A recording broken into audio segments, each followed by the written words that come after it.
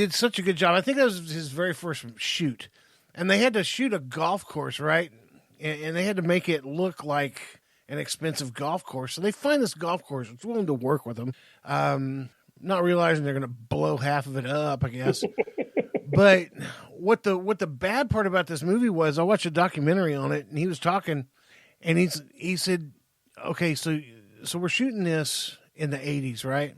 And that's about the time that everything boomed, where people, Disney World, this and that, Orlando was booming.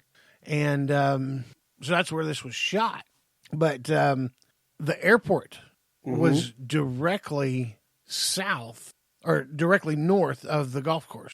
Oh, really? Yeah. And so they would, planes were coming in and taking off all the time. Wrecking audio. Just wrecking the audio, wrecking the shot. They had to hurry up and get stuff out, but they did, and did it on a budget, and it was great. But you take Harold Ramis, his films, I'm sure. That's another one. I did not like Ghostbusters. I've never liked it. Yeah, now, it's kind of funny because this one kind of branches off onto the very first collaboration of people who were tied to Saturday Night Live. Okay, yeah.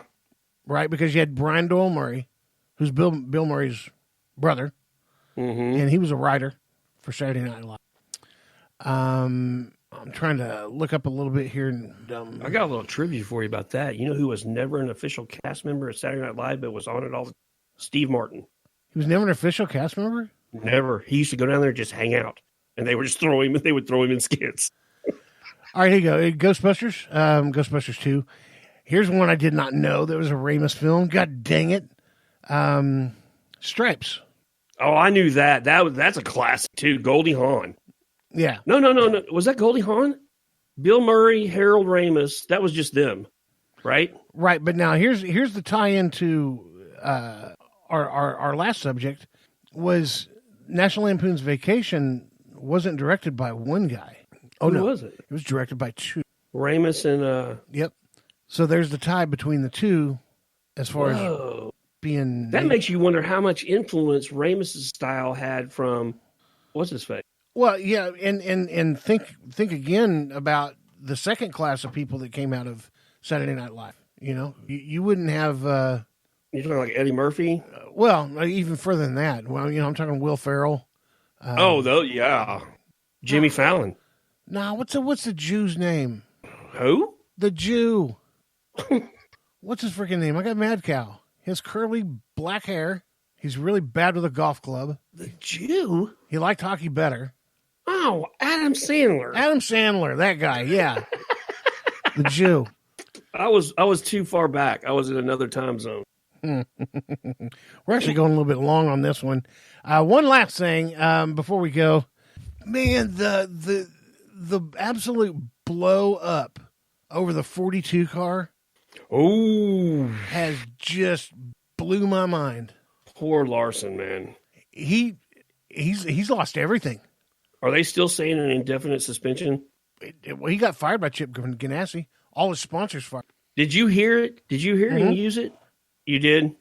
Yeah, and he wasn't using it in the context of delivering a racial slur, as far as walking up to an African American and looking in their face. Was and it more like a homeboy term? Yeah, because he was talking to Bubba. Dang. What, has Bubba said anything about it? Well, Bubba hadn't come out and said anything yet. I think Bubba's probably been told to lock it down. Probably. We don't want any part of this. Let this die. Larson just sank his... Here's the thing, though. If I was a car owner and I had quality equipment... You put Larson in the driver's seat? I'd jump on Larson in a heartbeat. Because this will fade. It may be a minute, but it'll fade. Yeah, he's still indefinitely suspended by NASCAR, so he won't be able to drive in NASCAR till they say so. But they may never say so, too. He's probably going to have to put in some work. His PR people are scrambling. They're not sleeping. They're not eating. They're doing nothing but drinking Red Bull and trying to fix this. Unless they've already bailed. Well, that's true, too. They could have been like, hey, this is too big of a problem for us. I mean... It's like, God dang it, why'd you have to turn into a shitstorm? We should chop together a bike and put him in, like, BMX races. He's an incredible race car driver, you know. So he effed up. You know, I've used. Has he issued an apology? Yeah. Okay. Well, see, there's the first step. Let's issue an apology and let's just see if we can weather this storm. No, I mean, God, I hate that he did that, man. I hate that because he's one of my favorite drivers. Like, sure. He's always that dark horse. I'm like, all right, I'm going to pull for him. I may pick this car, but I'm going to pull for Lauren. You know, like Chase Elliott. Chase Elliott's the same way. Like, I'd love to see those guys do great.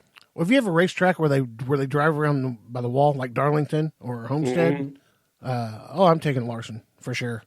Oh yeah, man, that's where he shines, dude. Yeah, man, we'll see. I hate it for him, but you know, he messed up. He said what he said. He's gonna have to live with the consequences of it now. You know, Paula Deen had to endure years of this before things started calming down and becoming a little bit more normal for her. But you know, she lost a lot of business too. I would just hate to, you know. Can he file for unemployment? I don't know, man. I don't know. You know, I say that with just a little levity. Yeah, bless his heart. All right, I'll tell you what. We're an hour and 20 minutes into this. Now it's going to shrink down to a little less, but god dang, we're gonna be probably an hour and 8 minutes, hour and 9 minutes. Well, let's wrap it up, man. All right. Well, I'll tell you what, peoples. We'll talk to you in another few days. My name is Big Titty, and I'll see you later. Love you. Bye. And for our buddy Donnie, the producer, you guys get out there, kick the day in the ass, and leave your mark on the world. Shiner out. Mark. I got it. This podcast sucks.